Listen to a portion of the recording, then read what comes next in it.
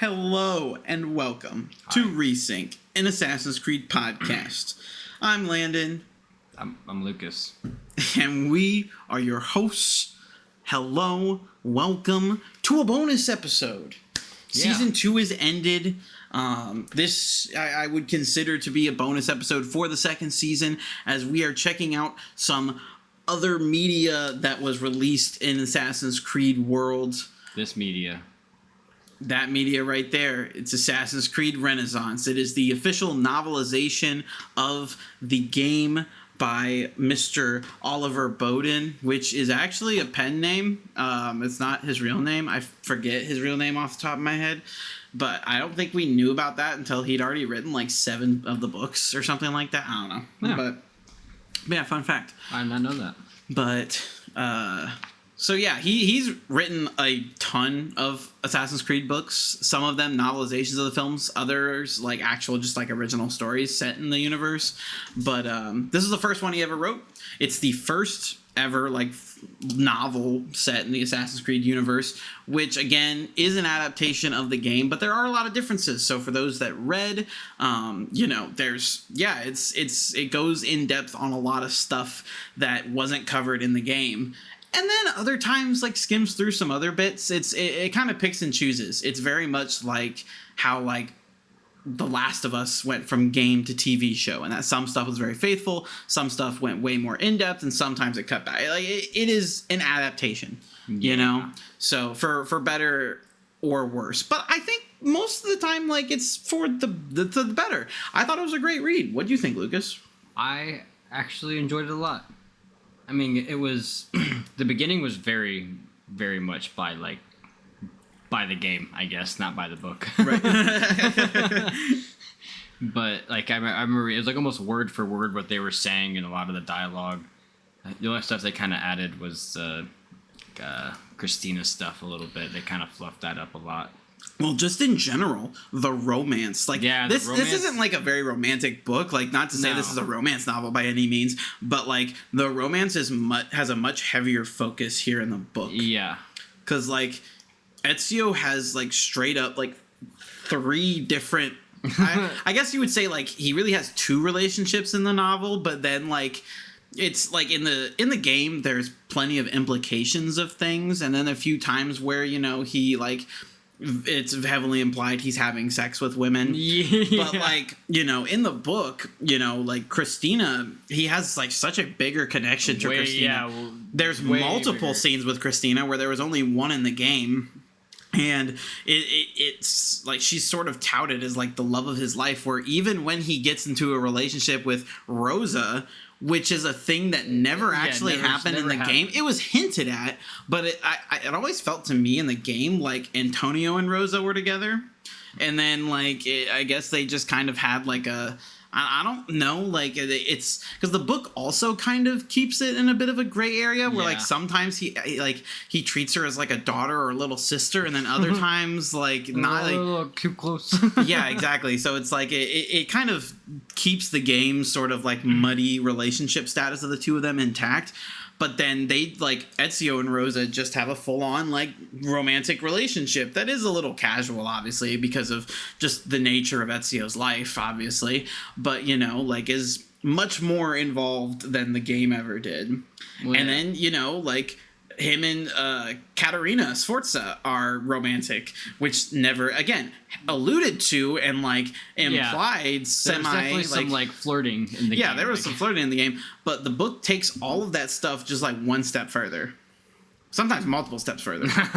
And so it was interesting that was something included in the game, or in the book, versus the game. Which, honestly, I kind of enjoyed the, like, Christina bits. Mm-hmm.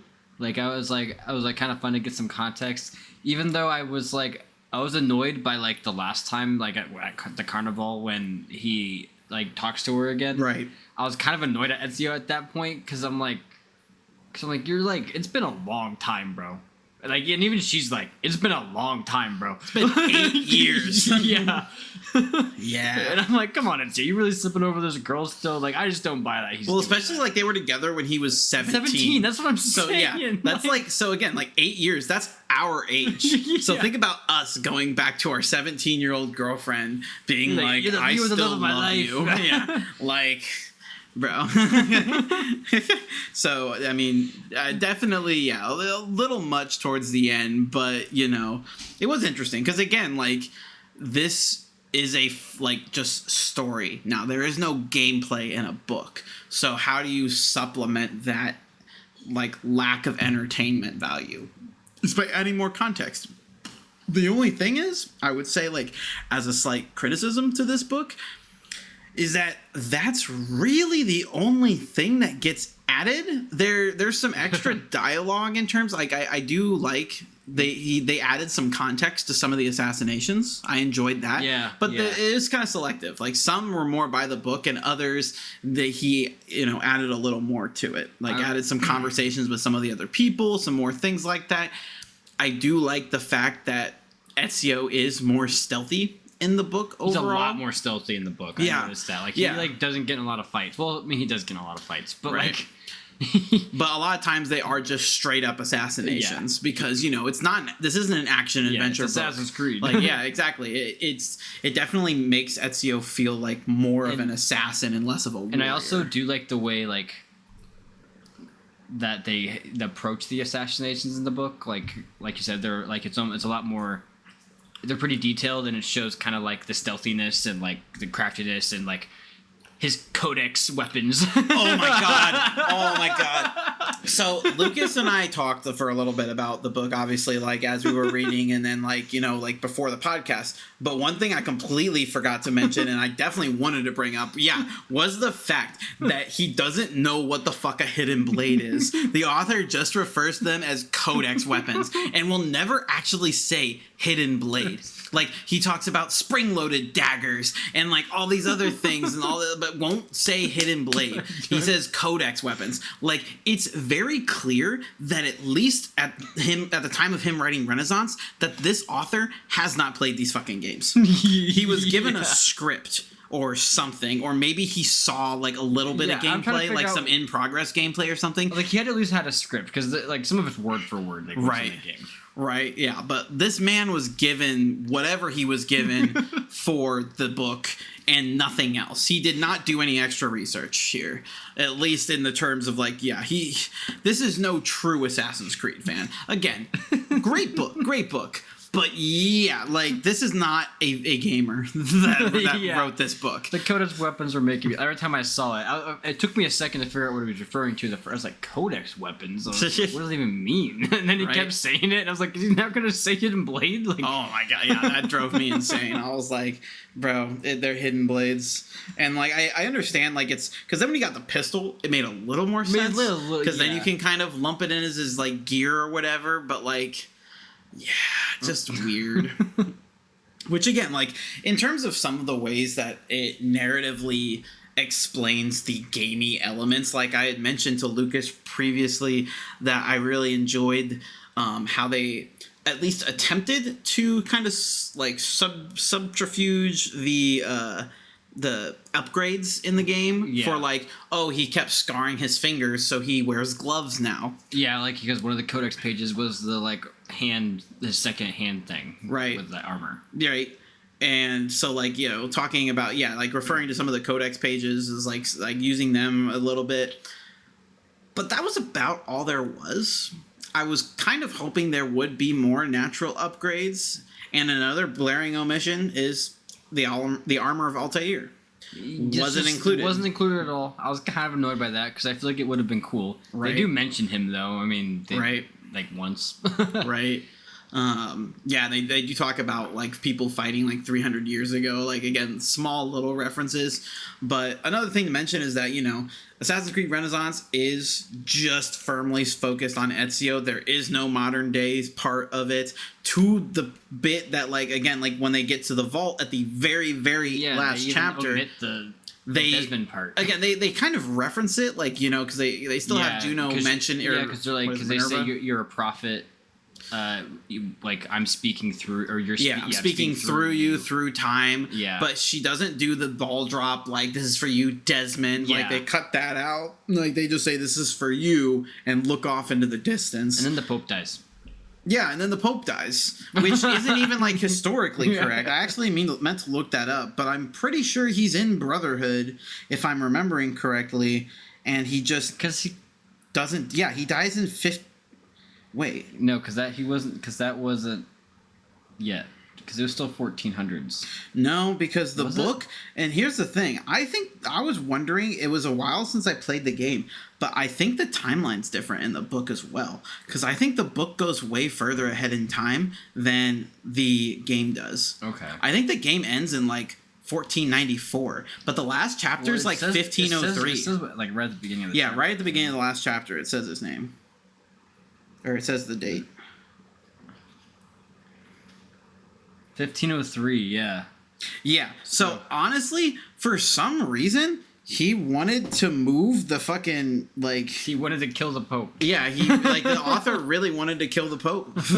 Which, I mean, whatever, I guess. Unless you have your dates. Yeah, 1499. Yeah. So, like, the author, like, literally tacked on an extra 4 years to the game. Just to kill the Pope. Just to kill the Pope.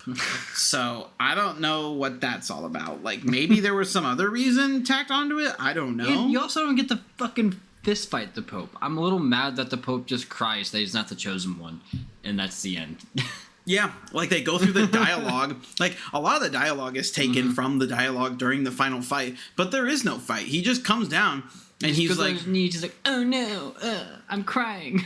Well, they have like a very small fight. Like, he uppercuts Ezio, and then Ezio hits him like once, and then they're like, you know what? Fuck you. Yeah. Actually, no, fuck you. You're stupid. Well, you know what? You're stupid. God's stupid, and I'm gonna be God. So, yeah, I mean, it is, there are some differences there. But, I mean, also, to be fair, fights are very difficult to write. And honestly, I really like the fights in this book. Yeah. Like, especially, like, I in the beginning, when there's the fight scene where he, like, very first gets his assassin's gear and stuff like that. And he's kind of, he's kind of, like, amateurish, right? And he's fighting, and they do a really good job of like descripting like how he's fighting and how he's kind of like sloppy with it, and and it was I was like, this is fun. And then you show they kind of show the evolution, the progression, where he becomes less brawly and more just stealthy, right? And then like he did a good job of not being overly repetitious in his combat, like using like a different repertoire. Kind of, I do like the narrative explanation of the poison blades, that Ezio was worried about poisoning himself in like battles, so he wouldn't use the poison blades unless he was facing like just a small group. Yeah. Or like, anytime you need to like scale a bunch of stuff, he was worried about that and thinking about more practical stuff to then like make sense of the logic of not constantly using the poison blades. So I like the different things he did to explain that. Like, there's a lot of really clever adaptation elements in this book that I really enjoyed. But I also as in the game, I still really like Leonardo da Vinci in this book. Yeah. One of my favorite characters. Honestly, he was pretty largely left untouched. He's pretty much exactly like he is in the game. Yeah, I know. That's probably why I like him so much, because he's basically just a bro. He's just like, hey, let me help you. Ezio! He's like, more pages for me to decipher? Fuck yeah. Yeah, fuck yeah. I love to decode your pages. And so, yeah, just an overall, like, top-notch dude. I also think that, you know, they did a good job with the... I was curious if it would have sequences 12 and 13 adapted. Oh, and it did. Yeah. And I thought the same exact thing. Yeah, because it was getting towards the end, and I didn't have that many pages left, and I was like, there's still 3 whole sequences to adapt. So, like, how are they doing this? And they did kind of, like, brush through them. Yeah, they brushed through them quickly. Yeah. Like, 13 was kind of separated out a little bit, but then also, because, you know, sequence 13, you take out those 9 targets, it literally skipped 8 of them. It skipped 8 of that's what I thought. I was so confused. I was like, did I miss some pages? Like, I literally had to go back. I was like, did I just, like, ADD through this? No. He was just like, yeah, I took them all out, and then, you know, well, and there were other times in the book where it just skipped targets, like, what was it, what's his nuts, the Pazzi, Jacopo Pazzi's conspirators. Yes, yeah. Because you only does it show 2 or 3? Because it says they just caught one. One was on the run and got caught. I thought it was 2. Yeah, I think they only showed 2 when there was 4 in the game. That's had to kill. So yeah, the book only talked about 2 of them, and then yeah, so that was the thing. So there were times that it got condensed down a little bit. I'm assuming just not to be like overly repetitious, but my pushback about that, really for both of those examples, is that those other ones were different enough where, again, seeing as like a novel can expand on these things, I feel like they could have been like full chapters each one. Like it could have been like drawn out even more a little bit, and you can add more context there. Again, being a 500-page book, I can kind of understand why wanting to cut some things down, but like, and hey man, this story's dense enough. Like it is a 15-hour story, and so like and this was like a 4-5 hour read maybe, right? Well, hold on, I can actually figure that out because of the audiobook recording that I listened to. There's an audiobook recording? Yeah, there is, and it's actually pretty good. I should have just listened to that. What the fuck was I doing reading? I do both. Heavily recommended. It really helps hone in the ADHD. But it is because it's usually a little slower. 12 hours and 45 minutes. It didn't take me that long because I have it on 1.5. But yeah, and I also I don't read as fast as I talk, so right. I read through that a lot quicker than that. Oh yeah, like I said, I had it on 1.5, so it's because. Well, yeah, when you're listening to the audiobook, I imagine it's a little because like. It took me, I think, 12 hours to get through the Lord of the Rings books. Maybe. And it was like a 50-hour listen or something. So it took me about 8.5 hours. That's not bad. Right? Yeah. Which, not bad. But, yeah, so obviously, like, that's half as much time, So, whack. But good book, basically. Good book. Do you have any other general thoughts? We've kind of just been bouncing around, honestly, but like, for the purpose of this, because again, a lot of the book is just a straight up adaptation of 2, so it's not necessarily something we need to pore over. But are there any other like general thoughts you want to point out right now? Anything you can think of? I kind of enjoyed the pacing of the book a little bit. Right, because it just kind of like threw you in to like everything. Like it had pretty good transitions for the most part, I would say. Right, and like it did like the time skips relatively well. Like it was just like it's been months since Ezio blah blah blah blah blah. Right. Oh, another omission. Monteriggioni restoration. Oh yeah, This wasn't a thing. I kept waiting for them to like at least reference, because like in the book, his sister becomes a nun briefly and then decides it's not for her and all that. I was waiting for her to be like instilled as the accountant. I was pissed when I did not see a dialogue of her saying, "Here to check the books." Here to check the books. Exactly, but I will say I do think the author was thinking a lot narratively about like travel between all these places, because obviously in a book you can't fast travel, and so like I think he was being very very careful about how he was like where he was placing Ezio, because Ezio didn't go back to Florence unless the story took him there.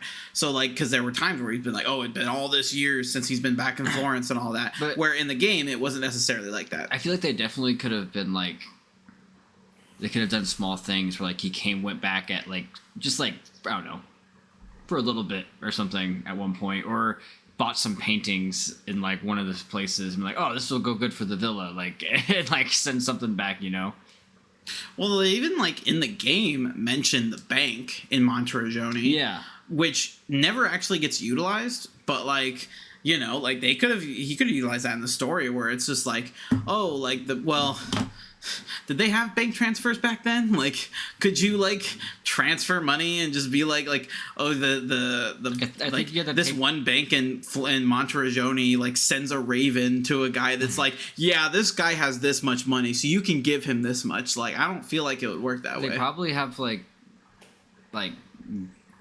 Garda trucks, but like, you know, Garda carriages where they just have people like with like arrows and shit who they carry money. Yeah, and bring it places. I don't know. Or you have to do it the old-fashioned way and do it yourself. Right. I mean, Ezio's who's gonna steal from Ezio? Apparently, fucking everybody in the game. Yeah, Rosa tries to steal from him. You know, the Templars steal from him quite a lot. Savonarola. The fox. Yeah, it's stolen from a lot, actually. So, invalid point. Yeah. I invalidated it myself, so. But, yeah, so I kind of understand why it was omitted. But, like, I don't know, put your thinking cap on, man. Figure it out. At least make some sort of reference to it. I'm still really bitter about there not being Altair armor. Yeah. Because that would have been cool. Or just really any mention of, like, side stuff or whatever. Because, like, and again, another thing with context, like, he could have explored, like, the Auditore family crypt to give some stuff. Yeah. Because the only mention of it was Marco Polo. Because, you know, for those that actually played the crypt, Lucas did it because he was playing on PC. Yeah, I was going to say I couldn't. Yeah, because he's a beta male. It wasn't a thing that I could do. But people would know that the Auditores knew Marco Polo. Wow. And, traveled with him for a little bit. The game. Yeah. And so, but they mentioned Marco Polo at one point in the book. That's about as close a connection to that as you get.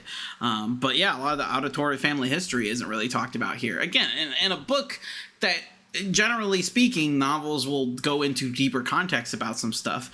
And so instead of looking, which I did appreciate a lot of the historical involvement, like it just straight up mentions Christopher Columbus's Italian name in 1492, and like how it'll just kind of like talk about, you know, the political events going on shaping a lot of that stuff. Like he definitely did put some historical thought into like, oh, this is what's going on right now. This affects Lorenzo. Talks about politics a bit more because he's a politician.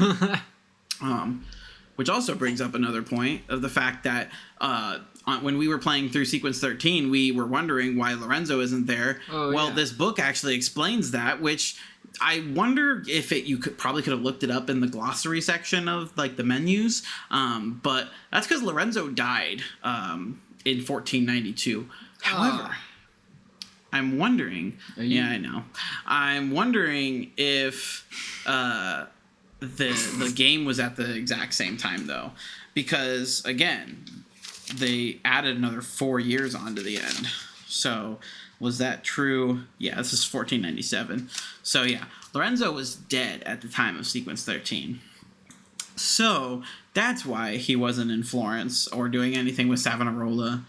But his son does show up. So yeah, his son's in the book, not in the game. But because there's a whole nother thing, because like that whole sequence a lot changed because instead of going back to Forlì after talking to the monks originally outside of Forlì, you go to Tuscany to a chapel. You go to a completely different chapel. And then at that Tuscany chapel, they send you to Florence. But then at Florence, he's not actually there. Yeah. And so they say, oh, he's in Venice. You go to Venice. Oh, you're too late. He's back in Florence. Yeah, that was... And so, that stuff did not happen in the game, obviously. Yeah, and it kind of wigged me out at first because I was like, what is happening here? Right. And then also, afterwards, I still don't know what happened. Why'd they do that? Why'd they make him go back and forth in the book? I mean... Did it give us context? What context? I think maybe he was trying to add some narrative sense as to why it took 9 years for Ezio to track down Savonarola. Like, why did it take him 9 years to travel from Forlì to Florence? So I think maybe that was what he was trying to do. trying to make a little more sense of that, which I get, I guess, you know, makes enough sense. But yeah, that was another fairly big difference. But, you know, it is what it is. But overall, like I said, like I give this book like an 8 out of 10. Technically, books are rated by star system, as I've been told. So 4 out of 5 stars I would give. Not quite as good as the game, but as for like a book adaptation, really, really solid, enjoyable read. Really solid. I would recommend it to anybody who hasn't read it. Just some really cool stuff. I think it was a good read. Yeah, and it's fun to see. It's fun to see it like kind of like super linear like that, and they give you a lot of context for like a lot of the kills and like a lot of times I didn't like read any of the stuff like the notes and codex pages, and they kind of go over the codex pages and what they say and some of the letters and stuff that you actually get to read in the book too, which are kind of nice to give some context for that. Right. Yeah. And also, it would be a really good movie script. Just saying, that's how you make an Assassin's Creed movie. Not that dog shit that we'll eventually get to. But, yeah, So, anyway, this has been our bonus episode of Resync, talking all about Assassin's Creed Renaissance. Before we get out of here, we got to talk about the trivia question. I didn't go over last week's. And so, last week's trivia question was all about what is the only currently available stealth action adventure game that was released between Assassin's Creed 2 and Brotherhood. And I also gave the hint that it was part of a major franchise that had not currently went into that genre. This is the first one that really had action adventure roots. That is because before that, it was just simply a stealth franchise. And that game is Splinter Cell Conviction. Or, according to his notes, SC Cavita. Listen, I knew what I was talking about. I remembered it. Aren't that not what notes are for? Mission accomplished. Splinter Cell Conviction, baby. So, congrats to anyone who got that correct. This week's trivia question, I'm coming up with on the fly. Because he spoiled it. Because I accidentally spoiled it. Because I was going to say, what year did Lorenzo die? But I spoiled it. He did what I did. Yeah, now I don't feel pulled bad. to him. And I realize now I could have just edited it out. But it's too late. It's too late now. I've yapped enough about it. So, yeah, you went back and got other dates to correlate to that date. Like it's too far gone. Yeah. And so my trivia question for this next week is, what is the exact first word of the 21st chapter of this book? No peeking. What is it? Let me know down in the comments below. Congrats if you get it. Congrats if you get it. Fair chance it's the or Ezio. But appreciate you guys. Hope you guys enjoyed. Lucas, you got anything for us?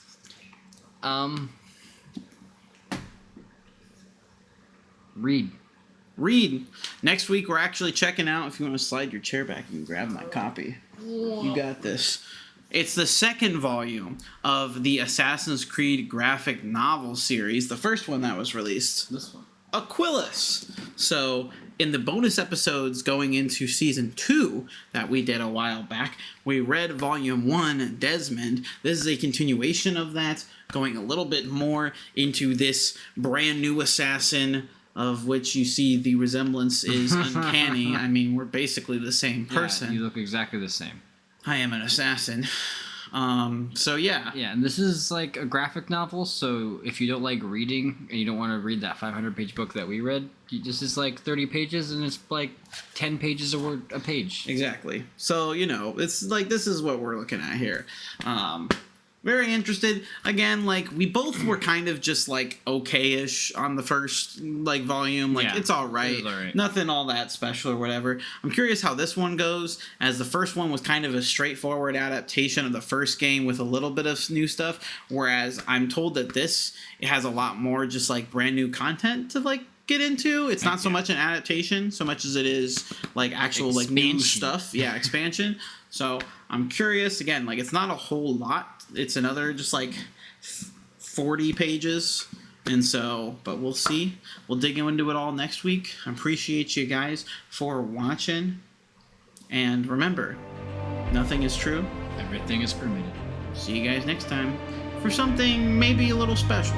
Yeah, I'll let you know. Ta-ta.